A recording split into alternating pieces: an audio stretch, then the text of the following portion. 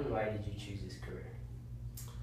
So I actually chose this career kind of by accident. I had known some friends that were working in the industry, and I was already attending college, and I knew that I wanted to work in the ag field. And they had told me about a position in the seed industry, and I decided that that may be a route to try. And so I started part-time work in the seed industry, and then realized that I enjoyed all aspects of it. So I continued my education and furthered my career in working with wheat trials and other small grains trials. What is a typical day in your work life like? Typical day is usually a lot of office time, working on the computer, designing trials, and working with spreadsheets. We do a lot of statistical analysis to separate differences. Also a lot of planning for field preparation and field trials. So there's a lot of office time, and then there's a lot of planning that goes into all the trials that we do. Okay. What are the most and least rewarding aspects of your job? I would say the most rewarding aspects of our job is seeing products through the entire breeding program to actually commercial release varieties for different markets. The least rewarding is probably the polar opposite of that, because we look at so many different lines. We throw away a lot of material also, and so you may have two varieties that look very similar, and towards the end you realize that one has a problem and the other one is slightly better, and so you end up discarding it even though you've been working with it for 10 or 15 years. One second, I'm gonna check the camera.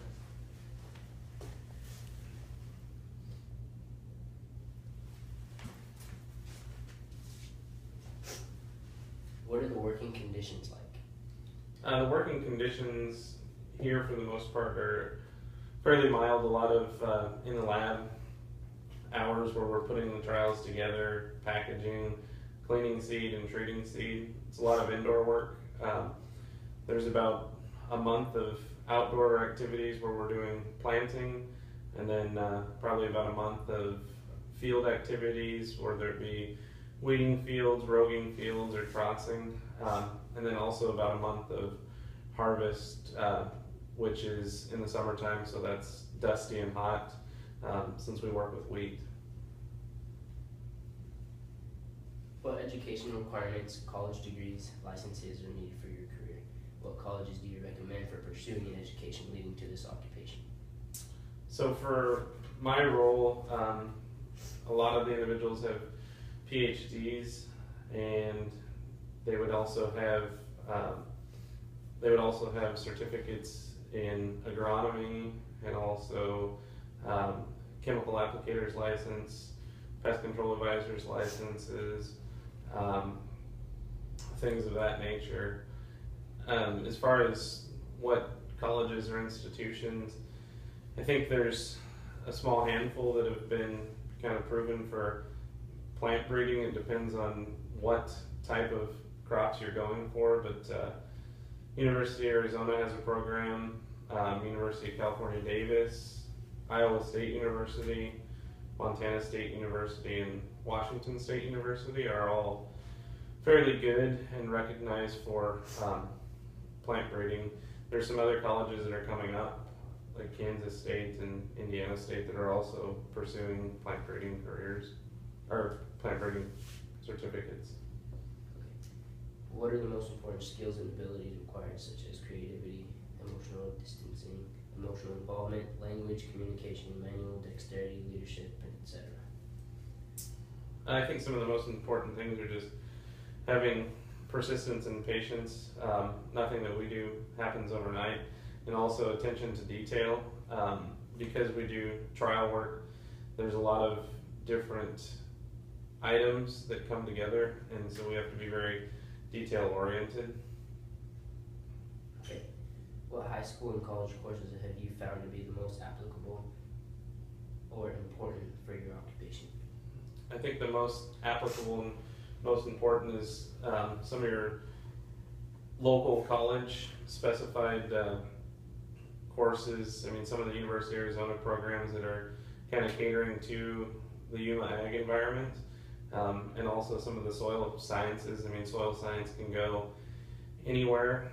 A good understanding of that is important, and also biologies.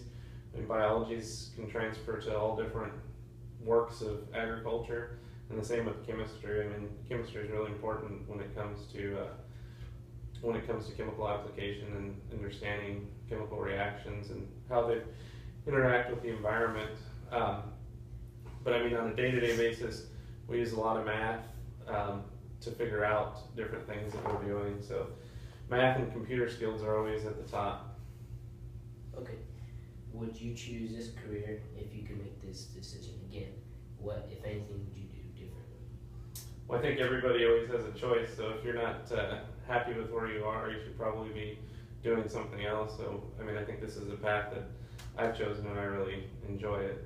So, I mean, another area that would be of interest to me is a pest control advisor. I mean, it's a lot of outside activities and working with the growers. So, check.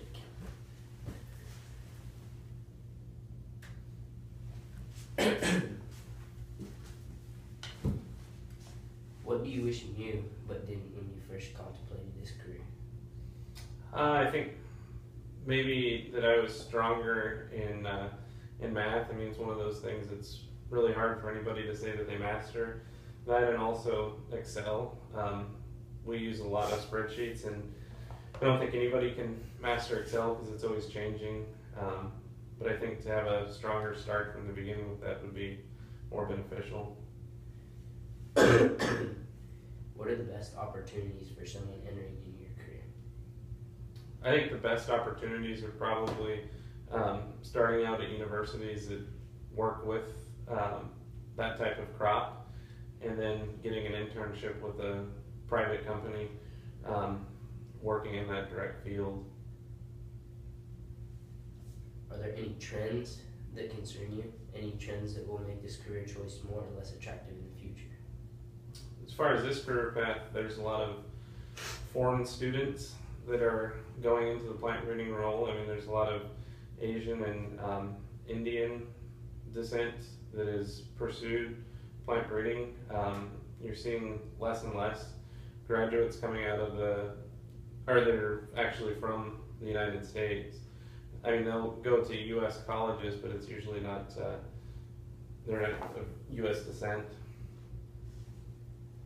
What is the outlook for this career? Is there a shortage or oversupply of people in this career today?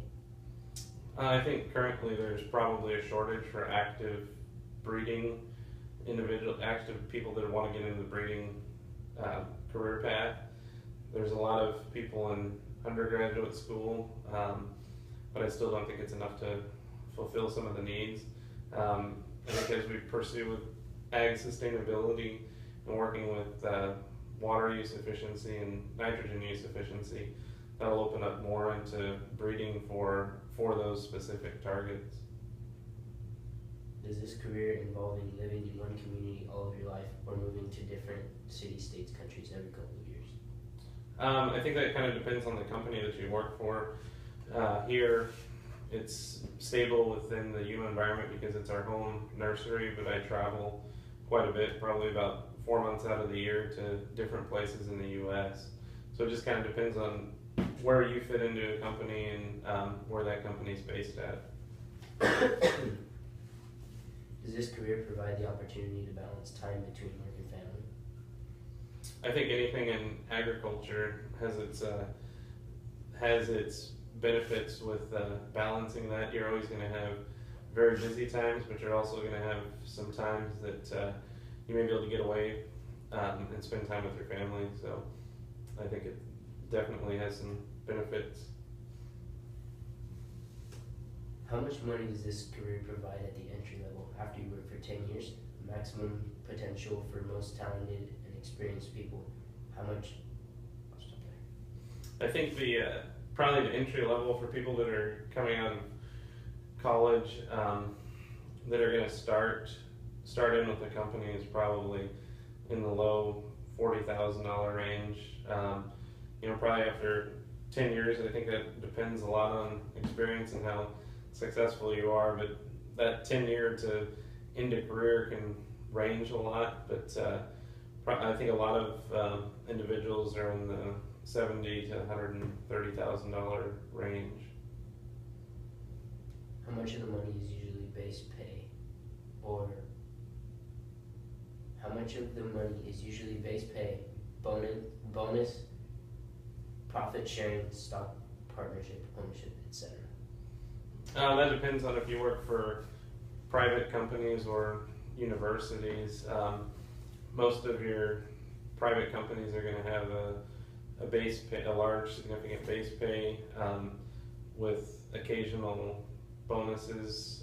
Publicly traded companies are going to have more stock options, and then some of your universities are going to be stronger on some of the retirement funds.